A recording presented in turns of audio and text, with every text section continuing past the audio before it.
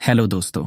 Episode वहीं से शुरू होता है जहां पिछला चैप्टर खत्म हुआ था। पिछले चैप्टर में साकामोटो को बहुत ही गहरा घाव लगा था, जिसकी वजह से उसकी हालत बेहद खराब हो चुकी है और वो पूरी तरह कोलैप्स हो चुका है। नागुमो बस चुपचाप खड़ा होकर साकामोटो को देख रहा है। उसके चेहरे पर एक कोल्ड और सीरियस एक्सप्रेशन है, जिससे साफ पता चल रहा है कि उसका पूरा फोकस अब उन दोनों को खत्म करने पर है। दूसरी तरफ उजुकी नागुमो के उस डेडली अटैक से बच तो गया है, लेकिन उसकी बॉडी से लगातार खून बह रहा है और उसकी हालत इतनी सीरियस है कि उसे सीधे खड़े रहने के लिए गाकू के सपोर्ट की जरूरत पड़ रही है। गाकू सीरियस होते हुए कहता है, अभी मेरे सामने मरने की सोचना भी मत, ये गेम तुमने खुद शुरू किया था। उजुकी जवाब देता है, मैं बहुत डिसअपॉइंटेड हूँ गाकू, काश मैं तुम्हारे लिए मिस्टर ताकामुरा को बाहर ला पाता, लेकिन भले ही वो नहीं हुआ। हमारे पास अभी भी एक आखिरी काम बाकी है जिसे फिनिश करना है। जब तक नागुमो हमारे सामने खड़ा है, हम इसे ऐसे ही खत्म नहीं होने दे सकते। गाकू उसे भरोसा देते हुए कहता है, जो भी हो कोई बात नहीं, वैसे भी मुझे इस गाय से अपना खुद का भी एक पुराना स्कोर सेटल करना है।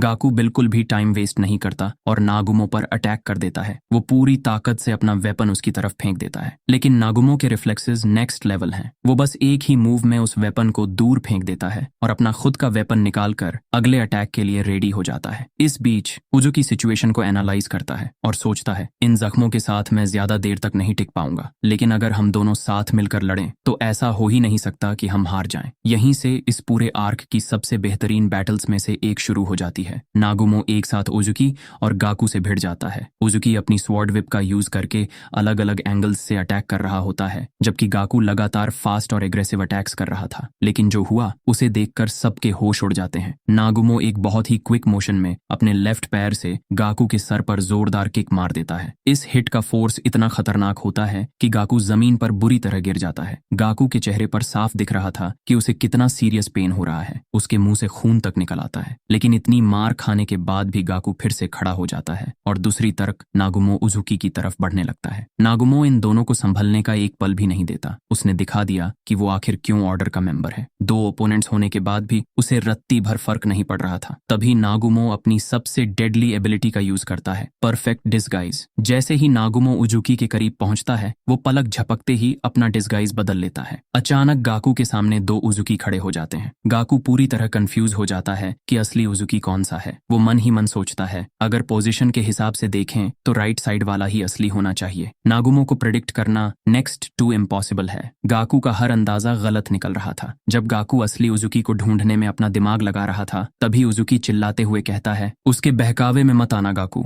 वो वाला नकली है। इतना सुनते ही दोनों एक दूसरे पर अटैक कर देते हैं, लेकिन जैसे ही उजुकी का ध्यान हटता है, वो देखता है कि अब वहां दो गाकू खड़े हैं, यानी उनमें से एक नागुमो है। इसके बाद तीनों एक दूसरे पर अटैक करने लगते हैं। तभी उजुकी एक और अजीब चीज नोटिस करता है। अचानक वहां दो नहीं बल्कि तीन एक जैसे दिखने वाले नागुमो खड़े हो जाते हैं। उजुकी और गाकू पूरी तरह हैरान रह जाते हैं और उन्हें समझ ही नहीं आता कि असली दुश्मन कौन है। उजुकी और गाकू के इसी डाउट और कंफ्यूजन का नागुमो पूरा फायदा उठा लेता है। जैसे ही उसे मौका मिलता है, वो बिना देर किए अपना वेपन सीधे गाकू की चेस्ट में घोंप देता है। अटैक बिल्कुल निशाने पर लगता है और उसी पल गाकू का डिस्गाइज हट जाता है। इस तगड़े डैमेज के बाद गाकू की कंडीशन और भी ज्यादा क्रिटिकल हो जाती है। इस पूरी फाइट को रिकॉर्ड करते हुए कानागुरी नागुमो के फाइटिंग स्टाइल को एनालाइज करते हुए कहता है, सबको पता होता है कि ये सिर्फ एक डिस्गाइज है, लेकिन जब आप ये श्योर नहीं कर पाते कि सामने वाला एनिमी है या अलाई, तो वो आपको एक मोमेंट के लिए हेजिटेट करने पर मजबूर कर देता है। वहीं नागुमो के स्टैंड पॉइंट से देखें तो ये दोनों ही उसके दुश्मन हैं। उसके पास अपने पंचेस पुल करने की कोई वजह नहीं है, इसीलिए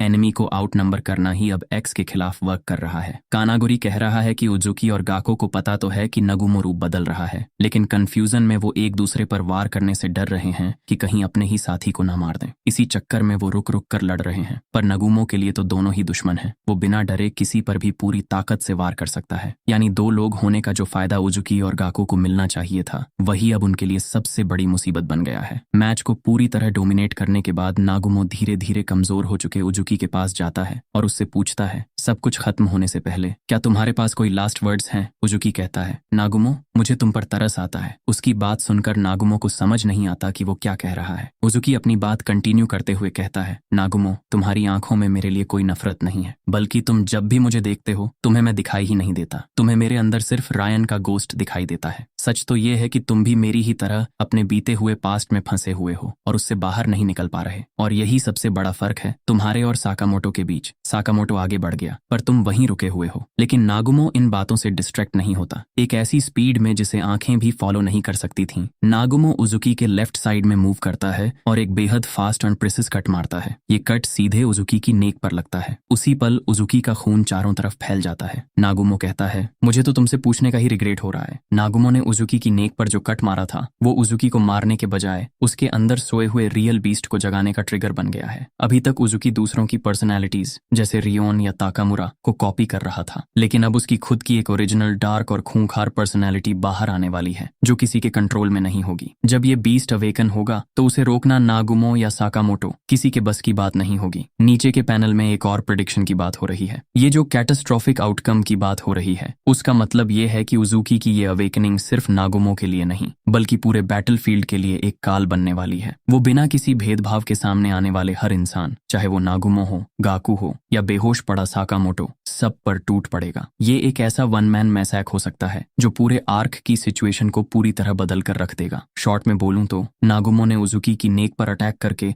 कोई जीत हासिल नहीं की है, बल्कि उसने अनजाने में एक ऐसे टाइम बॉम्ब को एक्टिवेट कर दिया है जो फटने के बाद सबको उड़ा देगा। उजुकी का ये बीस्ट मोड अगले चैप्टर में नागुमो को बैकफुट पर धकेलने वाला है। इस पैनल को देखकर तो यही लग रहा है कि अब असली तबाही शुरू होगी।